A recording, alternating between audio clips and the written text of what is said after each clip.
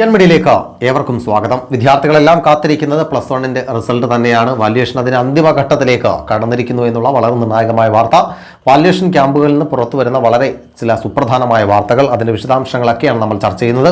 അതിനു മുമ്പ് വിദ്യാഭ്യാസപരമായ വാർത്തകളും വിദ്യാർത്ഥികൾ അറിയേണ്ട വാർത്തകളും നിങ്ങളുടെ മുമ്പിലേക്ക് എത്തിക്കുന്ന വീക്കെൻ മീഡിയ എന്ന ചാനൽ നിങ്ങളൊന്ന് സബ്സ്ക്രൈബ് ചെയ്യുക.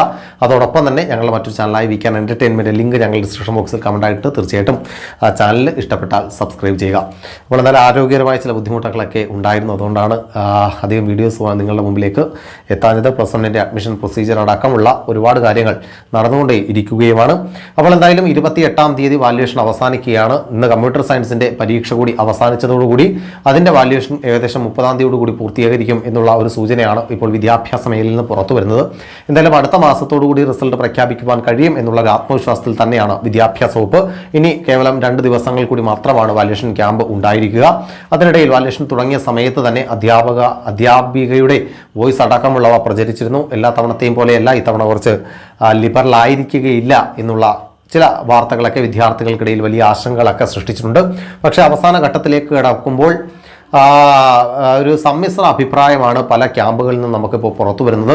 ചിലയിടത്ത് മികച്ച മാർഗ്ഗം അടിച്ച വിദ്യാർത്ഥികളുണ്ട്, ചിലയിടത്ത് മാർക്ക് കുറഞ്ഞ വിദ്യാർത്ഥികളുണ്ട്, ചിലയിടത്ത് ഒട്ടും മാർഗ്ഗമില്ലാത്ത വിദ്യാർത്ഥികളുണ്ട്. അത്തരത്തിൽ സംസ്ഥാന സർക്കാരിൻ്റെ ഭാഗത്തുനിന്ന് പ്രത്യേകമായിട്ടുള്ള ഒരു നിർദ്ദേശവും പ്ലസ് വൺ വാല്യുവേഷൻ്റെ കാര്യത്തിൽ ഇല്ല എന്നുള്ളത് അധ്യാപകരെ സംബന്ധിച്ച് വലിയ ആശയക്കുഴപ്പമാണ് ഉണ്ടാക്കിയിരിക്കുന്നത്. എന്തായാലും ഏറ്റവും ബെസ്റ്റ് മാർക്ക് കൊടുക്കാൻ എന്നുള്ള ഒരു നിർദ്ദേശമാണ് വാല്യുവേഷൻ ക്യാമ്പിലെ ലീഡർമാർ ഇപ്പോൾ അധ്യാപകർക്ക് നൽകിയിരിക്കുന്നത്. അതുകൊണ്ട് തന്നെ പല വിദ്യാർത്ഥികളും മികച്ച സ്കൂളിലേക്ക് നീങ്ങിയിട്ടുണ്ട്. പക്ഷേ ഓൺലൈൻ ക്ലാസ്സിൻ്റെ ഒരു ബുദ്ധിമുട്ട്, ഓൺലൈൻ ക്ലാസ്സിലൂടെ ഒന്നും പഠിക്കാൻ കഴിയാറുന്ന വിദ്യാർത്ഥികൾ, പ്രത്യേകിച്ച് ബിലോ ആവറേജ് വിദ്യാർത്ഥികളെ സംബന്ധിച്ചിടത്തോളം വലിയ ബുദ്ധിമുട്ടുകൾ തന്നെയാണ് പ്ലസ് വൺ പരീക്ഷ സൃഷ്ടിച്ചത് എന്നുള്ള കാര്യത്തിൽ യാതൊരു സംശയം വേണ്ട.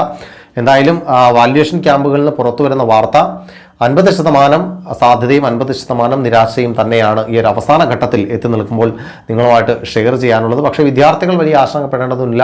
തോൽവി എന്ന് പറയുന്ന സാധനം വിദ്യാർത്ഥികൾക്ക് ഇല്ല പ്ലസ് വണ്ണിൽ എന്നുള്ളത് വിദ്യാർത്ഥികൾ പ്രത്യേകമായി ഓർത്തിരിക്കുക. അതുകൊണ്ട് പ്ലസ് വണ്ണിൽ മാർക്ക് കുറഞ്ഞാൽ പ്ലസ് ടു നമുക്ക് കവർ ചെയ്യാൻ കഴിയാവുന്നതേ ഉള്ളൂ. പക്ഷേ വിദ്യാർത്ഥികൾ നിരാശപ്പെടേണ്ടതില്ല. മിക്കവാറും എല്ലാ വിദ്യാർത്ഥികൾക്കും വലിയ പ്രതീക്ഷ തന്നെയാണ് പ്ലസ് വണ്ണിൻ്റെ വാല്യുവേഷൻ സമ്മാനിക്കുന്നത്.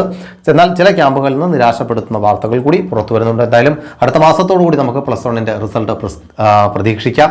എല്ലാവരും പ്ലസ് ടുവിൻ്റെ ക്ലാസ്സുകൾ തുടങ്ങിക്കഴിഞ്ഞു.